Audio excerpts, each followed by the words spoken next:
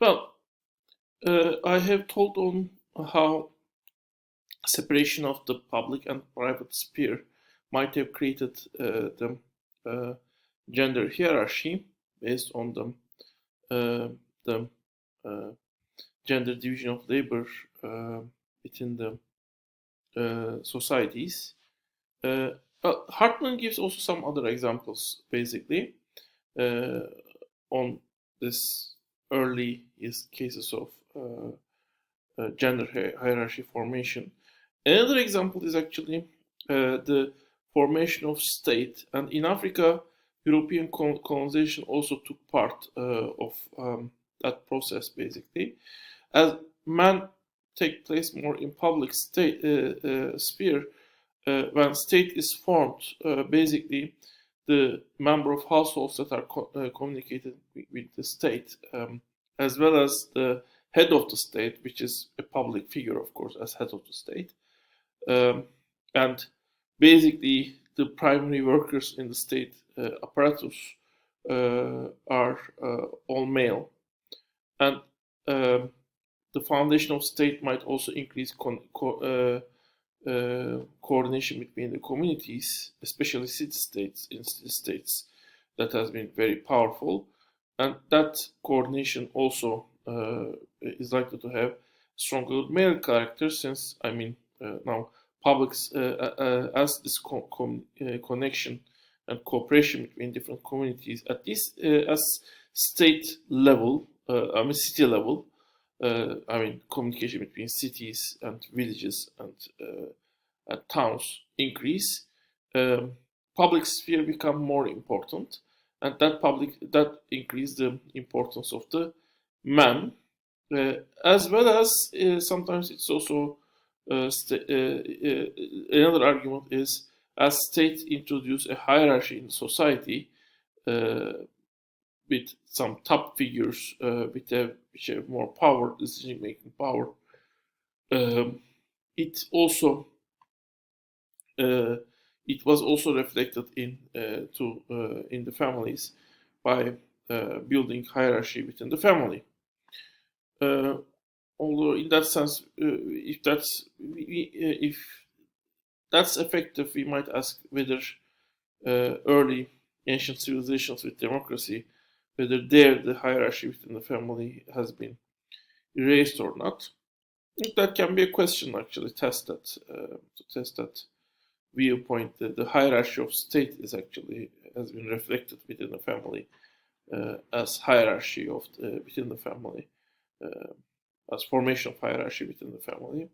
And in case of European colonization, also, European since connection with European people become more important, um, the uh, male members of the family were uh, building that communication, and that give male more power. Also within the household, and within the household with that power, man has also completely free to regulate his relation with his wife and children. No more the kings and other tribe members are able to solve the conflicts.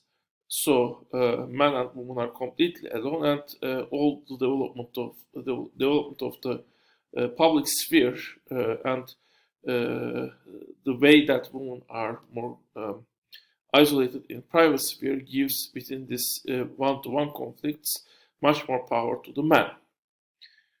So that's the explanation of the male patriarchy by done by Hartman.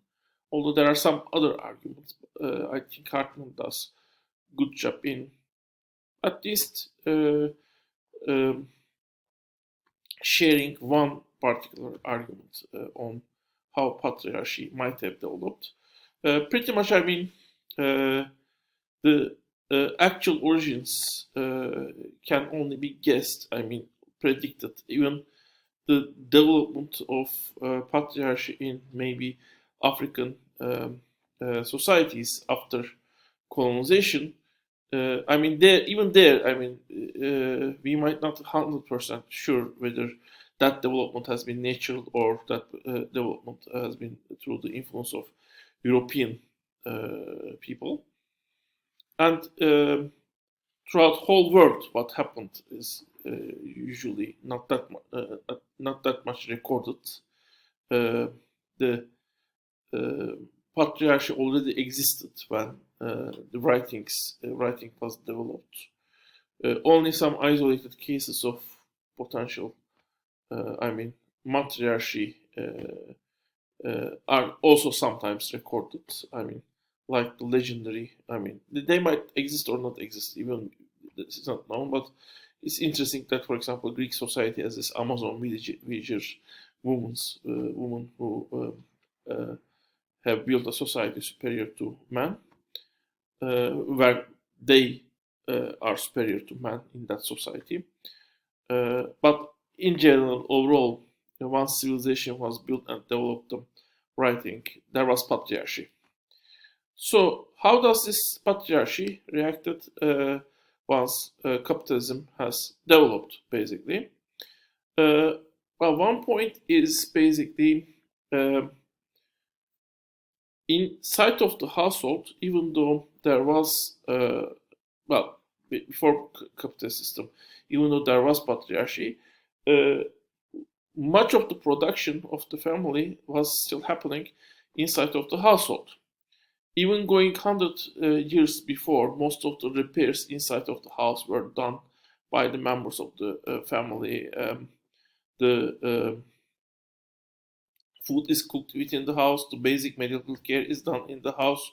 My grandmother and the family members 2 generations before were knitting clothes, for example. If you go further back, even in the villages, food was prepared. Food, the crops were prepared. At least, for example, you have a cow which you can have from whom you can have milk, and much much of the a significant portion of the production was done inside of the household. And as capitalism developed, the household production started to reduce. Even in cities, within the households of the craftsmen, this was done. So, for example, in Sumerian city-states, basically, people were giving a segment of what an important part of what they produce. A certain amount of what they produce to the city-state, and city-states give in return to them grain and wool, and there is some excess amount they can sell and buy some luxuries. Why they give wool? Because basically they make bread with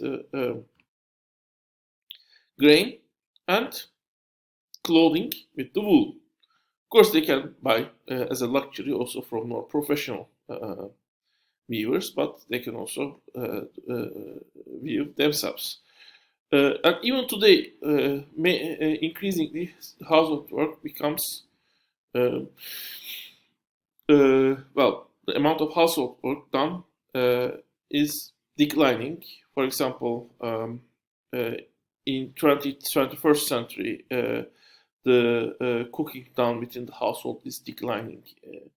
More, for example, many people buy pre-cooked food and they cook it. They just heat it in microwave ovens, for example. That's one of the trends, for example. Or childcare is done within the childcare facilities, even from the first year on, in many countries, for example.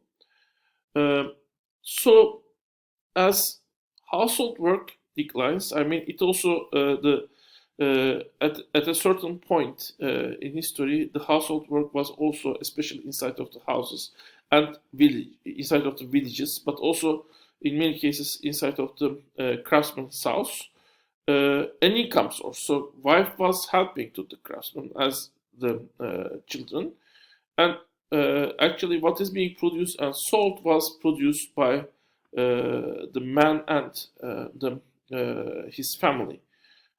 So woman was not doing only the private work, but it's also what was also doing the work that provides an income source for the family, which was used to buy luxuries mostly. I mean, household work is more important than the income, but also women were helping to gain the income, basically. Um, and in some cases, women were actually serving as craftsmen, usually single women, and certain crafts. In some cases, also married women. Especially in some cases, certain crafts become the job of the woman. Midwifery is an example given by Hartman.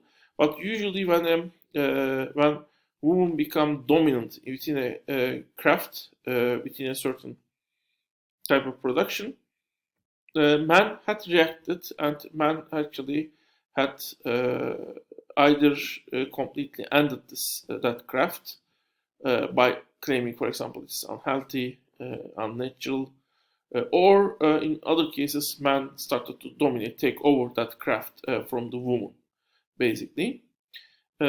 Still, I mean, always there might be some. I don't know whether there's any era in history where all crafts were completely exclusively belong to the man.